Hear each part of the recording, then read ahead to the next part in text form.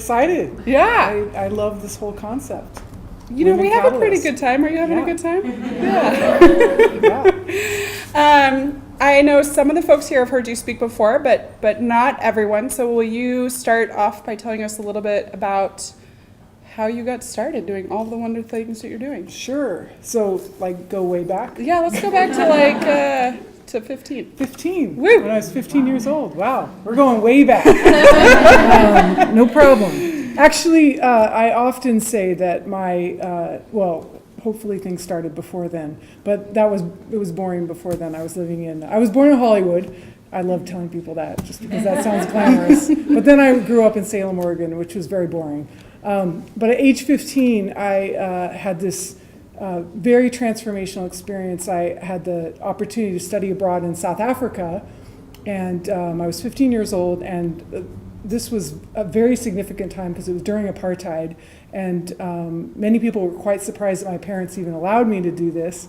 And that experience just really changed my life and kind of shifted the whole trajectory about where I was headed, and got me very passionate about social justice issues and really international education, feeling like my whole just mind exploded at that point. And I just thought, why aren't all Americans able to have this experience as part of their education? So that was really the beginning of everything that kind of planted the seed, and It was like a catalyst. it was like a catalyst, got me all fired up for my future and where it was going to take me. Yeah. You didn't just go away. You went totally to the other side. It was a of the long world. flight. And how long were you there for? I was there for a year. Okay. So it was a long time. It was just being, in retrospect, you don't know, when you're in it, you just do it. But I was 15, like it was a good ripe age to start something like that.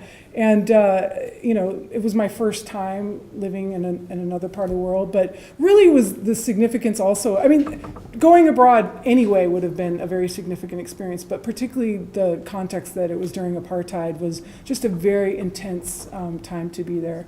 Plus, my parents conveniently got divorced at that year too. That happened. It was a big year. Yeah, it was like, don't bother me with that news right now. I'm experiencing the world. There was a lot going on. And then you came back and you went to school, you went to university, and you studied Russian, of all things. Yes. So then I was on, like, my mind had been opened up, and I knew that I was going to be on this international path. I got really hungry for just what was going on in the rest of the world, and I realized I just scratched the surface. So I wanted to learn more, and I went to McAllister College, which was a very internationally oriented college. Yeah, Kofi Annan went there. Yeah, and Kristin Hayden. And so I went there, and I started studying Russian. At the time, I know I have a baby face, but I'm much older. It was still the Cold War when I was studying Russian, and so I was really fascinated by all just that this whole evil empire concept that was Is that going why on. you studied it? Yes. Yeah. Because as I said, I was fascinated that we were enemies with the Russians, and everybody had these very strong beliefs, but nobody actually knew a Russian. Like, I didn't know anybody that actually had any interactions with Russian. So languages, I'm always fascinated when there's a lot of hype and then very little understanding. So I went to Russia, and it was a very intense time to go there. Little did I know, or we know, what was about to happen. This was in 1990, so it was right before the breakup of the Soviet Union. That there were demonstrations in the street. Gorbachev was in power. There was talk of perestroika, but I distinctly remember my history teachers telling me that they did not think in their lifetime they would see the breakup of the Soviet Union. So to be there at that time was just very, very, very, very intense. I didn't even know what I ate that semester, and I'm not joking. Like, it was hard to find basic food, like bread lines, you'd see on the TV, like long bread lines and stuff like that. And as a foreigner, there were like special stores that I could have gone to use my hard currency, but I didn't want to, use that privilege. So I was like trying to be like a Russian, I thought. But that was stupid because I wasn't Russian, so I didn't have my connections like they had, and I wasn't using my foreign privilege to actually get real food. So I was somewhere in the middle doing nothing, like eating nothing. I really came back with like a white patchy face, and people were like, "Oh my, are you okay? Like, what did you?" And I was like, "I don't even know what I ate the last 6 months." But anyway, enough focus on food. It was historically a very like monumental time to be there. And the point is, when I came back from all this, and then the Soviet Union broke up, and that changed the world order. This is not just like changed the world order.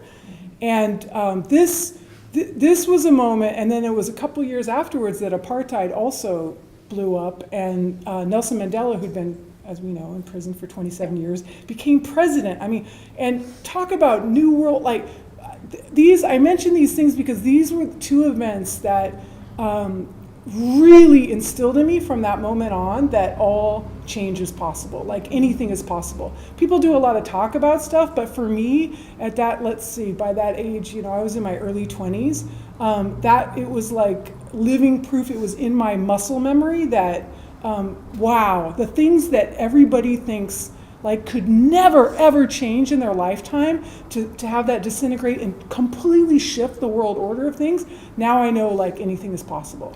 So those events really impacted me. The two after that, by the way, since then, because I always like, I have, as a change maker, I want to like always remind myself that this evidence exists in the world. The other two things are with the election of Barack Obama, because same thing, all the people around me were like, oh, America's not ready for a black president. And I met him before he became president, right before.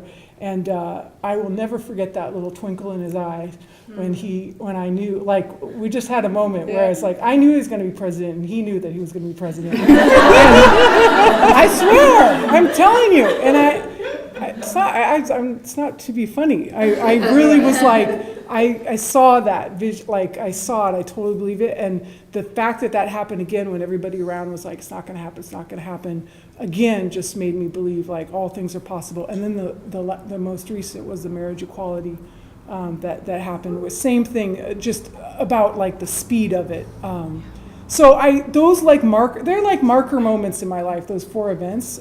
For me, there are a lot of other world events, but that had personal significance for me and reinforced that really all change is possible. I have total chills hearing you say that. I have a feeling I'm probably not the only one. And we're still talking about your trajectory, but as long as we're talking about this right now, like what's one that you'd like to see, what would you like to see next? Well, we haven't told the One World Now story. Okay, yet, we'll get back to but that. I do want to say, people sometimes say to me, so I say that I went to South Africa during apartheid, and then what happened with that, and then I went to the Soviet Union and that happened, and then I'm hoping that with the work in the Middle East that will also have a bright outcome as a result of me working there. Yes. It's my track record, I just say. No. Exactly. Okay, so after studying abroad and having these hugely transformative experiences, you started, spoiler alert, a nonprofit called One World Now. One World Now. So my inspiration for starting One World Now was that just as I shared these experiences, I had had the privilege of having these life-changing experiences, and particularly the one of studying abroad in South Africa when I was 15. That just, as I said, it changed everything. My thinking, the possibilities. I just really felt passionate that all young people should have the opportunity to study abroad, especially in high school. So that had always been in my mind. And then I lived my 20s. I was living all over the world. So most of my peers after college, as you know, in America, it's like, hunker down, find your path, and put down the money on your mortgage, start your family, get married, blah, blah, blah. Yeah. So I never understood that. Not that I don't understand it eventually, but like, why then? Like, in your 20s, like, you're fancy free. Like, that's the time to go see the world, go experience. Why are you tying yourself down? Like, I never understood that model. So for me, I was always like, 20s are all about like, just get as much experience under your belt. Like, just go see the world, just take it all in. So that's literally what I did. I lived in Moscow, Paris, London, and Tbilisi, Georgia, the former Soviet Union, for most of my 20s. And I worked nonprofits, for-profits, I was trying to find out how I could legally live abroad most of the time, which was it's a challenge, actually. It's not very easy. So but I did a variety of things, as I said, just got a lot of different experience. And then I came back to the US right before I turned 30, and I was kind of at that inflection point where I was ready to, I'd had all the experience. I'd been, I want to change the world, like trying to connect the dots of my life, which were all over the place. And I was like, I was ready to step into my vision, but I was just at that kind of point. But I thought it's kind of boring to stay in the States. Do I really want to be here? And I really enjoyed living abroad. And so I was in that moment, and then 9/11 happened, and so that's an important context to mention. And I saw how, again, another like game-changing event, not just for the world, but particularly in the U.S. And interestingly, also like what I was saying earlier about having come through the end of the Cold War and to see the reaction of Americans, all the fear towards everything Arab American and Muslim in the Middle East. Was really disturbing me. I had already been frustrated with, especially, as I said, spending all these years abroad, with just Americans' very kind of narrow worldview in general, which just shocked me, because here we are, a superpower of the world, yet we're so ignorant about the world and have, I know I'm making sweeping generalizations, but let me rephrase that. I just was surprised at a lot of the lack of understanding and experience about the rest of the world. I got a great shade one time. An Australian told me I was well traveled for an American. Yes. Yeah. So I often say to people, if you want to figure out what change you want to make in the world, a good place to start is the things that really piss you off, like the things that really frustrate you in the world. That is like a great place to start. So I was really frustrated with our foreign policy. I was really frustrated with Americans' just narrow view of the world. I was really frustrated with the inequities in our public school system. I was really I was all passionate about international education, but I noticed on the trips, all the experiences that I took abroad, everybody looked like me, blonde hair, blue eyes. Most of the people came from privileged family backgrounds, and I could see how it was perpetuating a stereotype about what it means to be American when you're abroad. And they were already getting that from the media, and then to see who was going abroad, that pissed me off too, because I was like, we're not really representing our full democracy. And this is such a life-changing experience. Everybody should have this opportunity. It shouldn't just be for certain people. So these were all the things that were. Do you know what you're pissed off about? Oh, yeah. Okay. Today. Sure, Bella. You've got a list. You got a list. All right. It's a great place to start. And also just as I shared my experience of learning languages, I knew from my experience of learning languages that it's it gives such insight and understanding to other cultures. It's not just the skill of the language, but the understanding and appreciation of other cultures. So having said all that, I decided, I came to a point where, and this was as the context of having lived all these years abroad in my 20s, that if I was going to stay in the States, it was time I wasn't going to just take a job. It was like time. It was my time. It was like all the things that I've been talking about, I just had to go for it. Mm-hmm. And so I, thought about what is my vision, and if I could do anything, what would that look like? And that was a lot of soul searching. That's a whole process. And I went through that process and realized, and again, looked at these things that were troubling me in the world. And I thought, I would love to support our education system, create a different in our education system where we were really preparing the next generation of global leaders and giving them the language skills, giving them the leadership skills, giving them the experiences abroad, all the things that I thought particularly were missing from our public school system. I really wanted to focus on young people who historically had had the least access to international experiences, so particularly low-income and minority youth. And with the languages that we offered, I very intentionally chose Arabic and Chinese at a time. And you got to think about this. This was in 2002. Almost nobody was teaching Arabic to public high school students in America. I mean, it was not happening. Not only was it not happening, particularly after 9/11, it was seen as quite a radical move that we were doing this, even though there was nothing political about what we were doing, but I'm just talking about perception. It was a big deal that we were saying that we were teaching Arabic as part of our program, and Chinese, which for me were totally obvious. People are like, why Chinese and Arabic? Do you speak Chinese and Arabic? I'm like, no, but open the newspaper, like a few pages might be relevant as to why these languages. I never, just really obvious to me that this is what we should be teaching.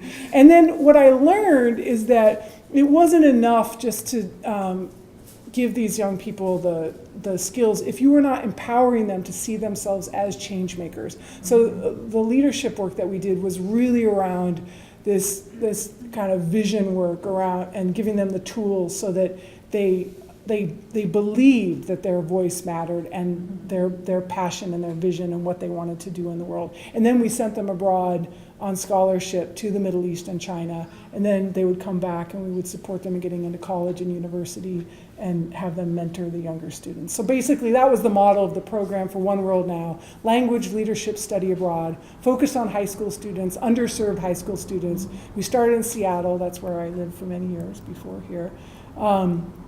And again, work with high school students and Arabic, Chinese, leadership, and then the study abroad component.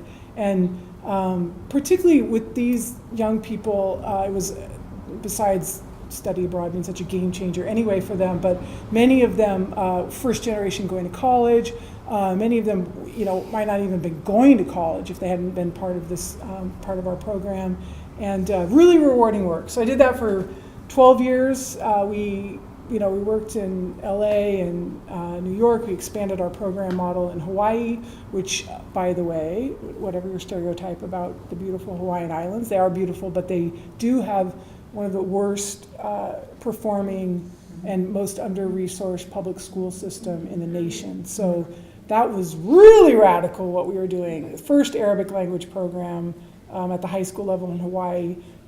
I mean, these young people in public schools barely go to college, barely leave the island to the mainland, much less get sent to the Middle East. Mm-hmm. It was seen as really like, you're doing what with our local kids, so big deal there. So anyway, did that for 12 years, and then decided you came here. It was time for a change, and I moved here.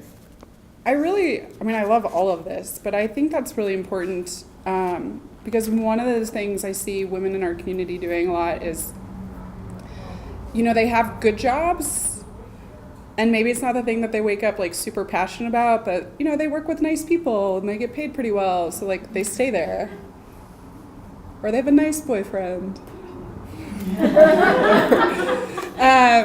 And I think it takes such a tremendous amount of courage to leave something that's really good, especially if it's something you started, to leave something that's really good and doing good things in the world that you enjoy for something totally new and unknown in a different place.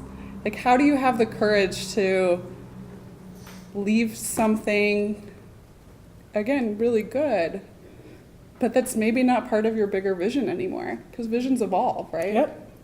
Yes, they definitely do. Well, I'm glad you're using the word vision, because that's something that I feel really passionate about and was much of the drive for my my next move. I talk with the youth at One World Now a lot about that. As I say, a lot of our leadership work was around supporting them to have the vision for their life. I think most adults haven't necessarily thought about the vision for their life, but the vision conversation and supporting people and living their vision is really my passion, and I think like the bigger conversation that that would support all of us to spend a little bit more time thinking about. So it's something that is near and dear to my heart, that when I think about all the big transitions in my life, and I've had a lot. I mean, in my 20s, I was moving countries every 2 years. Yeah. That was pretty big and bold, I would say. I think when I started One World Now, it was like having a child. Because, like I said, I have no problem moving to not just a city, a different country, or making a big change. But having One World Now is like, okay, there are a lot of people that I am responsible to right now. A lot of children, a lot of staff, and organization. So that really changed my thinking. It was a very big and difficult move after 12 years to do that. Again, people often ask me what happened? Why now? Why? And I don't know, it maybe sounds like a funny answer or something, but it was just, I had taken a sabbatical actually in Kyoto, Japan for 2 months after I'd done 10 years. Mm-hmm. I wanted a little bit of a break, and that was incredible. Just 2 years living in Kyoto, and I don't speak any Japanese, by the way. I still don't. So that was incredible. And then, but there was something about just the 12-year cycle. I don't know. I just felt, I really listened to my gut, and my intuition just told me, like, it's time. I could totally stay. I could have totally stayed. That would be the easy thing to do. Yeah. But and I love it. It's like, it's my child. Like, the work was totally inspiring. That's what's weird, is to leave when it's, like you said, it was actually, I wasn't burnt out. There were other times in the history of the 12 years where I had been burnt out. I wasn't even burnt out at 12 years. It was more of a knowing that, maybe you guys can relate. There's I could have easily gone on and on and on and on and on. And I had this just feeling like, it's just like time. Like, if you're really gonna listen to your inner voice, it's the only way I can explain it. And then I always had been curious about the Bay Area. I always knew that there was a lot of creativity and innovation here. So in fact, the year I moved to Paris, it was actually between Paris and San Francisco, and I remember thinking to myself, this is when I was like 25 or something, like, I was like, Kristin, like, when you're older, it's going to be harder for you to just move to Paris, like another country. You can always move to San Francisco. So if you are crazy enough now to think you could just move to Paris, move to Paris. Yeah. Do that later. So I remember that inner coaching at this moment where I was like, it's time to move to San Francisco. Yeah. So I didn't know what I was moving into. I just knew that I was drawn here. So. How many of you have a feeling that it's time for something, even if you don't know what it is yet? Oh, all of you, pretty much. Okay. Trust that. Yeah. Okay, so you're working with Ignite now, and I want to take responsibility for this. All the ticket sales, again, go to our speakers nonprofit of choice. And I put Kristin in a really tough spot because she has her baby, my 1 year old now, and Ignite, where she's working now. So she put it on me. I made the decision. I was like, can we split the proceeds? I was like, this is really awkward. I was like, I totally support Ignite, and I totally support One World Now. I was like, what do I do? It was me. And she was like, I think it's better if we do the local nonprofit. Okay. I love you, One World Now. And you're also an Ashoka Fellow, and I'd love for you to talk to them more about that, because I think we have a lot of social entrepreneurs or wannabe social entrepreneurs here. Yeah, so the Ashoka Fellowship was a huge honor. That was, I think, another kind of game changer moment in my career. I feel very blessed to have that. It opened up a lot. How many are familiar with Ashoka? A couple of you. Yeah, and we have another Ashoka Fellow in the audience. 2. I'm not a fellow, I just judged. She's an Eisenhower Fellow. Ashoka honors, they actually, Bill Drayton, the founder, kind of, I don't want to say invented, but like named, discovered, cultivated the social enterprise field and movement. And they choose fellows worldwide who are changing systems in their field. And it's a big honor. They go through quite a due diligence process. Very special process to go through. Once you're chosen, they invest in you for 3 years, pay for your salary for like 3 years, but much bigger than that. You're part of this just amazing international network of change makers, top change makers all over the world, and they help you with resources for whatever you need, and whatever. It's been a great resource. For example, I'm part of an Ashoka Wellness initiative that they're experimenting with right now. They're discovering a lot of their Ashoka fellows are burning out from all their work, and that we need to do a better job of taking care of our whole selves.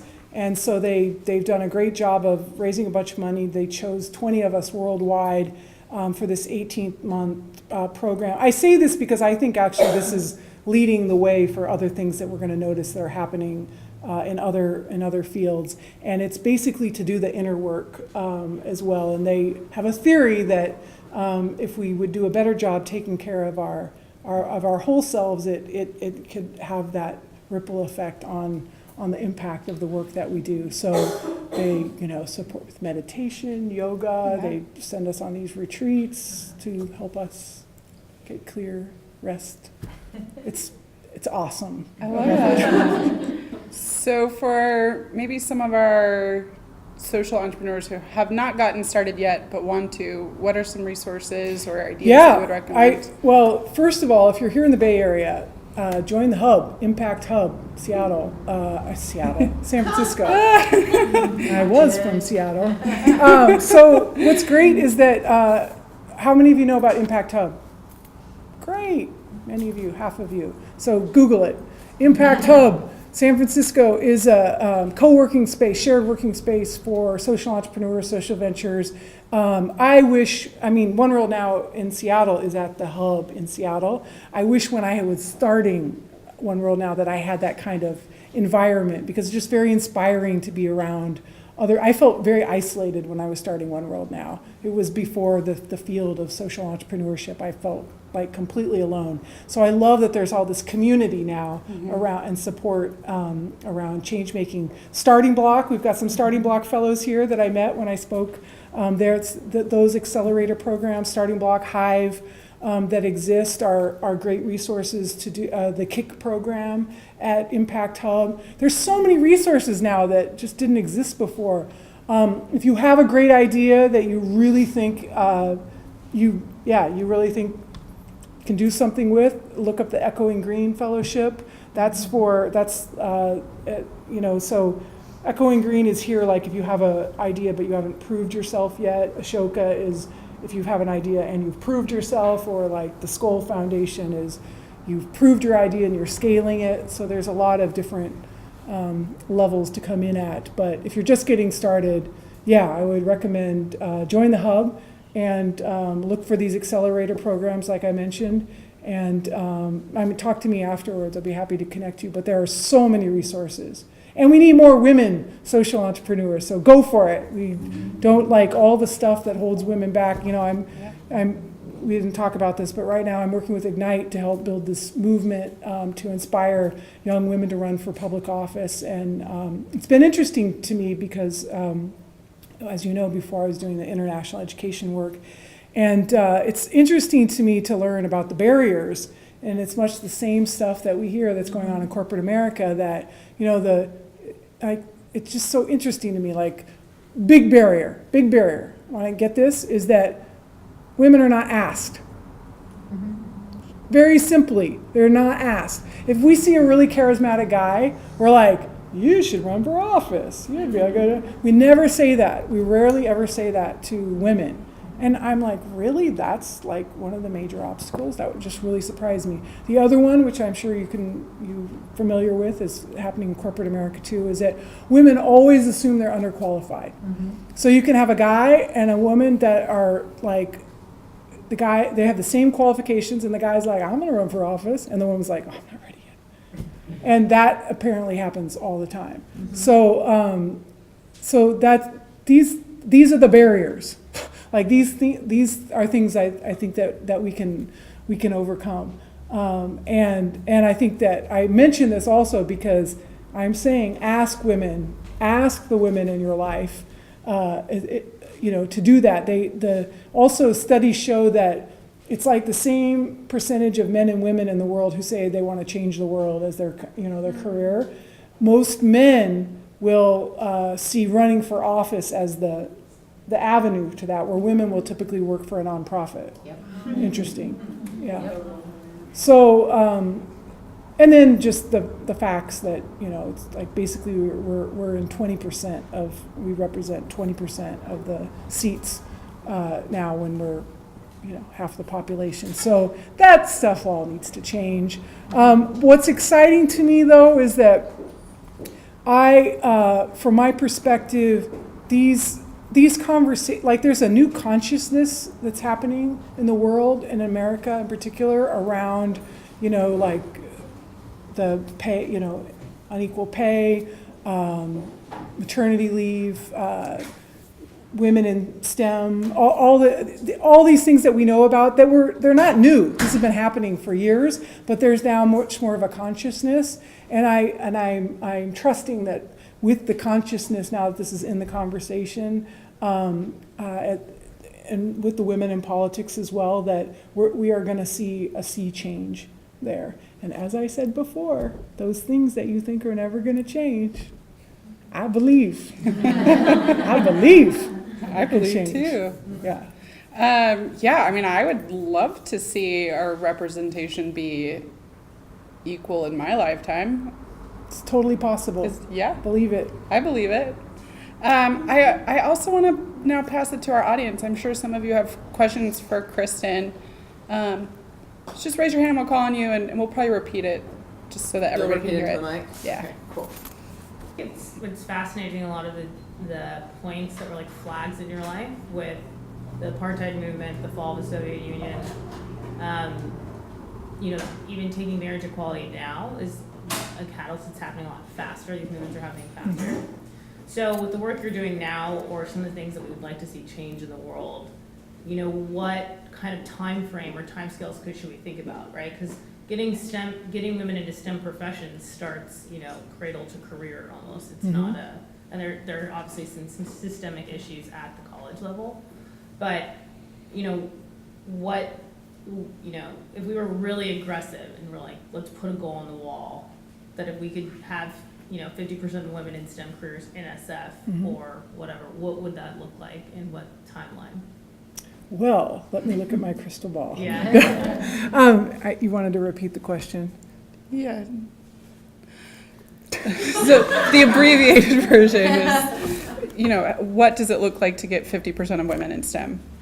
I don't know how to answer that question other than to say I gave these examples for my life of saying that I think that we need the visionaries that are out there that are pushing the envelope even on the timeline much more than what most of the people are saying. So I can't specifically say, but I gave those examples because we forget how entrenched thinking gets and how we just assume that things are going to go on and on and on in that way. So I can't say that, but I can say that for me these are inspirations to have a very different timeline on the possibility. Nobody thought, myself, like, and anybody, but even myself with the marriage equality, that would happen so quickly, like so quickly. So, and again, I gave you those other examples. So to me, that's just inspiring. about what is possible. And we don't know all the levers. But again, for those of us, for the change makers in the world, that is, and the world's moving even faster now than it has been. I mean, things are moving so fast with just with everything. So to me, what's exciting is that I think change can happen much quicker than it has even historically. Kiki. Yeah, I have a question sort of in relation to this, because I think one of the things that's come out of this is it's not like we're not graduating engineers, it's that we get there, and much like a corporate job is, we get there and then we realize it just sucks for women. Yeah. Like, it's not a fun place to be. We're surrounded by men. It's the culture doesn't support us becoming our best selves. So, like, why fight that? It's like a fight, and it's a lot for, you can imagine, like the minority of women in a company to like go to battle. And what I find is that I work with a lot of women that they're like, I just don't feel like it's my fight to fight. And I'm just one person, I have one lifetime, so even if they are engineers, they're dipping out. And this is where we see that like 54% or so leave after 10 years. And more of the research is coming out that it's a culture problem. So I think we have a huge problem if women are leaving and then they're not creating a culture, because there are no women there to create the culture that's there for women. And I'm really curious if this is something that's come out for the research around women in politics. Yeah, So to That's a Right. great question. so the question is the research says that a lot of women, even if they graduate with STEM degrees, don't stay in STEM because the culture doesn't support them. And how are you seeing that in women in politics? Yeah, similar, definitely similar. What's interesting to me when I'm listening to that, because I maybe have a different perspective on this, we didn't talk as much about the vision venture idea. We're just going to have to do this again. Exactly. Well, we already agreed.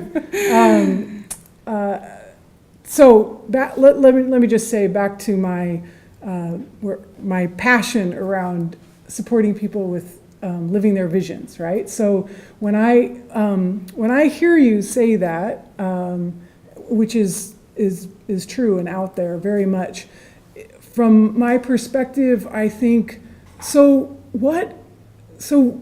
we've got to figure that out. Like what would that look like if your vision is to use your skills in this, pursue this kind of career, have this kind of culture, be supported in this way, all of that. Like that's kind of where I come at it from when I'm hearing this. This exists. You are naming a very real situation, and it's like you said, it's not just in that world, but it's in the world of women in politics as well. When I'm coming from my vision perspective, because I want to, not only do I want to support other people in this, but also in my mind, like, what is the world that we want to create? How can we start with that conversation of so that we can change the culture, and that we are very intentionally creating the world around us that we want. And I mean the world in our family, the world in our community, the world in our work, the world in the world. So that's what how I was hearing you when you were saying that. Yeah. Can I follow on from that? Because a lot of it, I think, is maybe the answer is that politics sucks, and women are making smart choices, and there's, that's why it's a provocative. Are making smart choices by not going into politics, because they're saying actually traditional politics sucks, and we're waiting for something better to come along. I like it, said the Ashoka fellow. Yeah. Yeah, and it's probably the same thing with the women who leave their STEM careers, right? But I think, private enterprise suffers when that happens, and our country definitely suffers when there are not women in office. So how do we make it a more, I don't know if hospitable is the right word? Kim's like, Kim used to work in politics. I was in politics for 10 years in Washington, D.C., so I'm just having mad flashbacks right now. Are we asking women to enter a world then that we don't necessarily think is the best environment, but to level the playing field rather than because we think it's a great job. That's a great That's a question. great question. Versus creating a whole new, But that's what it is. I mean, politics is what it is right now, and the kind of decayed vision of democracy is what it is right now. And the only way to change the way the system works at this point is to work from within the system. We're not at the point in the United States, which is a, 250 million people right, landmass, to change the way the political system works. We can change it at the local level. And so I think we have a lot of leverage locally in San Francisco. But we don't have that kind of leverage even in the state of California. And so the only way to change politics as usual, unfortunately, is to become a politician. And it's a terrible, corrupt system, but that's what it is. You can't. well, I think there's different thinking on this about Also, the, university systems are pretty. right, as well. yeah. Working within a system or outside of a system or creating a new, I mean, Yeah, or changing the system. yeah. So these are different ways of looking at that. You were saying?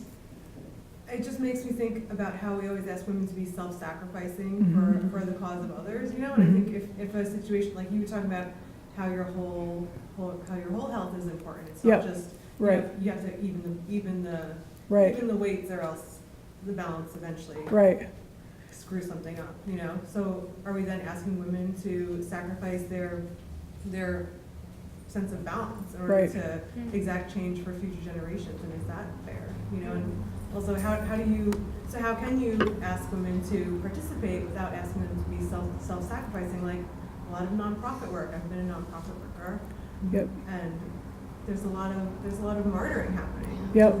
It's just actually not that healthy. Right. It's not that empowering. yep. So I'm really interested personally in like a new way of working, and I know that all exists. Yeah. Again, same kind of thing, like what you're saying exists, it's out there, and what I'm really interested in, okay, so how can we create something new? How can I model that? How can I embody that? I think the change starts really within ourselves.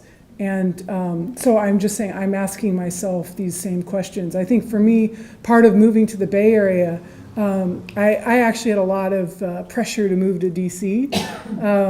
And You made the right choice.